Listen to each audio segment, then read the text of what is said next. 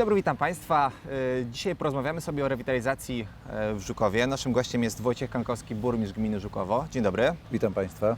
Panie burmistrzu, niecodziennie robi się inwestycje rzędu 10 milionów złotych, nawet większą. Rewitalizacja jest na pewno w tym roku jedną z takich większych inwestycji. No i przede wszystkim nie każda inwestycja jest realizowana aż tak blisko ludzi jak rewitalizacja. Proszę powiedzieć coś więcej o tym. Dlaczego akurat to jest ten rodzaj inwestycji, który tak blisko jest mieszkańców Żukowa? No rzeczywiście to jest miejsce, które jest sercem Żukowa. Można też powiedzieć, że to jest serce gminy, bo jeżeli mówimy o początku Żukowa, to on właśnie jest tutaj. Przypomnę klasztor siostr Norbertanki, ich potężne oddziaływanie kulturowe, a w okresach trudnych dla Polski, w okresach zaborczych, wręcz zaborców, okres taki właśnie oddziaływania takiego narodowego, budowanie polskości. No, później czasy pruskie doprowadziły do kasaty tego pięknego klasztoru, czy właściwie pięknego z racji dziedzictwa. No ale dalej ten zespół poklasztorny jest tym, co nas wyróżnia na mapie Pomorza, na mapie Polski. Stąd tutaj właśnie dla ludzi, dla mieszkańców, dla kultury, ale też dla rodzin chcemy wykorzystać to, co jest w obrębie tego historycznego centrum. Właśnie, w pierwszej kolejności z rewitalizacji skorzystają przede wszystkim osoby potrzebujące, ale gdzieś tam docelowo, długofalowo skorzystają na tym wszyscy mieszkańcy, prawda? Od najmłodszych aż po seniorów. Znaczy, tworzymy przestrzeń publiczną, która jest w ścisłej współpracy z parafią, bo te pierwsze elementy, czyli budowa parkingu, budowa parku, to jest dzięki temu, że jest bardzo dobra współpraca z parafią, z księdzem proboszczem Krzysztofem Saganem, bo po prostu użyczył terenów parafialnych na cele publiczne i z tego parkingu duża część naszych mieszkańców już korzysta. Druga część to właśnie będzie taka część, która będzie dotyczyła wsparcia dla rodzin, wsparcia dla seniorów, bo tych miejsc potrzebujemy, ale też to będzie przestrzeń, gdzie będzie rozwijała się kultura. Tu, na tym obszarze również powstanie Ośrodek Kultury i Sportu, a to, co teraz się dzieje, to, co powstaje, czyli przebudowa historycznego spichlerza, otrzymaliśmy wsparcie od pana marszałka na te zadania rewitalizacyjne ze środków europejskich, to jest w granicach 7 milionów złotych. To będzie wykorzystywane szeroko. Rewitalizacja to nie tylko budynki, to nie tylko obiekty, ale przede wszystkim rewitalizacja to jest przywracanie tożsamości miejscom i też angażowanie i pomoc ludziom, którzy są na tym obszarze, a w perspektywie to jest dla całej gminy, bo jak powstanie sala koncertowa, czy też taka teatralna, no to przecież wydarzenia nie będą zamknięte tylko i wyłącznie dla mieszkańców tej części Żukowa. To będzie dla mieszkańców gminy i dla mieszkańców okolic. Trochę uprzedził Pan moje pytanie. No musimy sobie powiedzieć trochę o finansach. Gigantyczna inwestycja, ale też gigantyczne dofinansowanie. Podejrzewam, że gdyby nie ten zastrzyk gotówki z zewnątrz, pewnie nie udałoby się aż tyle pieniędzy znaleźć w budżecie samorządu. Proszę powiedzieć, co Pan czuł, gdy się okazało, że Państwa wniosek spotkał się z pozytywnym przyjęciem? Na pewno na początku pomyślałem sobie o zespole, który przygotowywał projekt, pani Sylwia Laskowska-Bobula, która przewodniczyła tym pracom, ale wszystkim pracownikom, że zrobili dobrą robotę, bo rzeczywiście było to nasze marzenie uzyskać dofinansowanie w ten obszar, bo to Centrum Kultury, o którym tutaj cały czas w Żukowie się mówi, było czymś, co chciałem, żeby zrealizowano.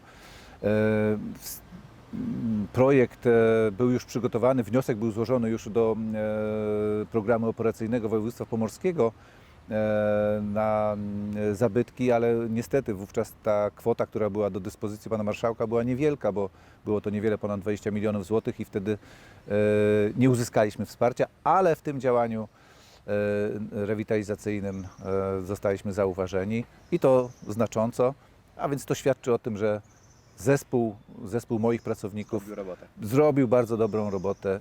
No i mam nadzieję, że tak będzie dalej i doprowadzimy do pełnego sukcesu, bo już kolejny obiekt, czyli ten, w którym ma być docelowo Dom Kultury, jest dość wysoko na liście. Właśnie, kultura. Oferty kulturalnej Żukowa no, mogłyby okoliczne gminy pozazdrościć. Macie taki szereg imprez, które gdzieś tam cyklicznie zorganizowane, spotyka się z ogromnym przyjęciem, tak jak na przykład Żukowskie Lato Muzyczne czy szereg imprez w parku nad Jeziorkiem. Teraz postawiacie sobie poprzeczkę jeszcze wyżej. Chciałem powiedzieć, że może innym gminom, ale to nie rywalizacja, ale sobie takim obiektem postawicie poprzeczkę chyba jeszcze wyżej na tej mapie kulturalnej, prawda? Na pewno tak. Wspomniał Pan o dobrej jakości ofercie kulturalnej, kulturowej, sportowej. To też jakby potwierdza chyba trafny wybór, który został dokonany na początku mojej kadencji, wtedy kiedy trzeba było postawić na nowego szefa Ośrodka Kultury i Sportu. Pani Aleksandra Rogalecka sprawdziła się na tym stanowisku, stąd moja decyzja o dalszym powierzeniu jej tej funkcji. Cieszę się, że to tak jest zauważone z zewnątrz, bo Pan jako obserwator tych działań Od kilku lat bywam na tych imprezach i widzę, co się dzieje. To po to prostu. zauważa. Ja również cieszę się, że te cykliczne imprezy przyciągają już grono odbiorców nie tylko z naszej gminy, bo Sobótki to jest impreza plenerowa, która jest już wrośnięta w historię, tradycję, tutaj tożsamość Żukowa. Zawsze starały się i poprzednie władze, i ja tutaj zorganizować ją na wysokim poziomie i zapraszając odpowiednio artystów takich, którzy przyciągną rzeszę słuchaczy. Oczywiście tutaj pogoda jest zawsze takim elementem, który decyduje tak. o tej masowości, ale również Żukowskie Lato Muzyczne, które jest tutaj przy parafii na placu przykościelnym, placu mariackim organizowany w wszystkie niedziele lipca, przyciąga stałą rzeszę kilkuset słuchaczy muzyki takiej poważniejszej. Ja pamiętam, że byłem na jednym koncercie, od samego początku lał deszcz, wszystkie miejsca zajęte, No tak. parasole w akcji, ale wszyscy siedzieli. Na koniec chciałbym powiedzieć już o samym Żukowie. Nie da się nie zauważyć, że liczba mieszkańców Żukowa, gminy całej, rośnie z każdym rokiem i to w dosyć szybkim tempie. Jeszcze 3 lata temu to było bodajże 2000 mniej osób, no to jest gigantyczna ilość jak na takiej wielkości gminę. Myśli Pan, że to właśnie takie inwestycje realizowane bardzo dla mieszkańców, bardzo przy mieszkańcach wpływają na to, że po prostu chce się żyć w Żukowie, chce się tutaj mieszkać? Czy to jest pewnie proces taki może bardziej skomplikowany? Na pewno rozwój kolei metropolitalnej i tutaj decyzja pana marszałka o budowie kolei metropolitalnej i uruchomieniu PKM-ki spowodował, że komunikacyjnie nasza gmina bardzo dobrze położona. I teraz obwodnica, kolejny krok. Oczywiście plany związane z obwodnicą, one tylko jakby dały tutaj i mi, i całej społeczności wiele argumentów, żeby walczyć o nią. Mam nadzieję, że z sukcesem, bo ostatnia wiadomość z Warszawy o decyzji Komitetu Ekonomicznego Rady Ministrów, że to zadanie będzie realizowane w partnerstwie publiczno-prywatnym, daje takie optymistyczne nastawienie, że ona zostanie zrealizowana. To tylko poprawi to takie nastawienie do poszukiwania tutaj miejsca. Oczywiście to niesie ze sobą mnóstwo wydatków, które nie są widoczne, bo infrastruktura, ja przypomnę te sprawy chociażby z wodą czy z kanalizacją, ale tutaj też wyprzedzająco powiem Państwu, że gmina czy gminna spółka, ale to jest w 100% gmina, uzyskała gigantyczne dofinansowanie i już w tym roku rozpoczną się realizacje projektów kanalizacyjnych. Wodne już się rozpoczęły, czyli budowa zbiorników retencyjnych na wodę pitną.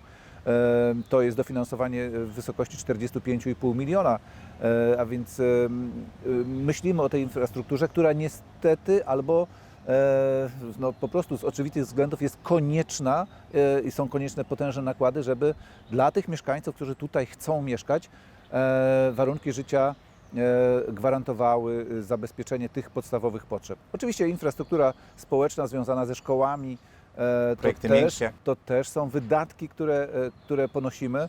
Jakość tej oferty edukacyjnej w naszych szkołach jest na dobrym poziomie, to potwierdzają rodzice, a również mogę liczyć na Radę Miejską, która no, przychylnym okiem patrzy na te wydatki związane z oświatą. No, jest to mnóstwo, bo ponad 20 milionów ze środków własnych dokładamy do oświaty, żeby ona mogła istnieć, działać na przyzwoitym poziomie i przede wszystkim, żeby ta baza mogła być ciągle uzupełniana. Teraz budujemy salę gimnastyczną i rozbudowujemy szkołę w Miszewie, a w innych miejscowościach, których obiekty szkolne po reformie zaczynają być zbyt małe, no, prowadzimy dokumentacje projektowe, które mam nadzieję uzyskają jakąś pomoc zewnętrzną i będziemy mogli te szkoły rozbudowywać. Gminie życzymy jeszcze szybszego tempa i czekamy na efekty rewitalizacji. Bardzo dziękuję Panie Burmistrzu. Ja również dziękuję. Myślę, że to, co tutaj się zrealizuje, będzie dumą nie tylko władz, nie tylko zespołu, który przygotowywał projekt, dokumentację, ale dla nas wszystkich mieszkańców, bo ważne, żeby wszyscy z tego skorzystali. Dziękuję Państwu. Dziękuję bardzo.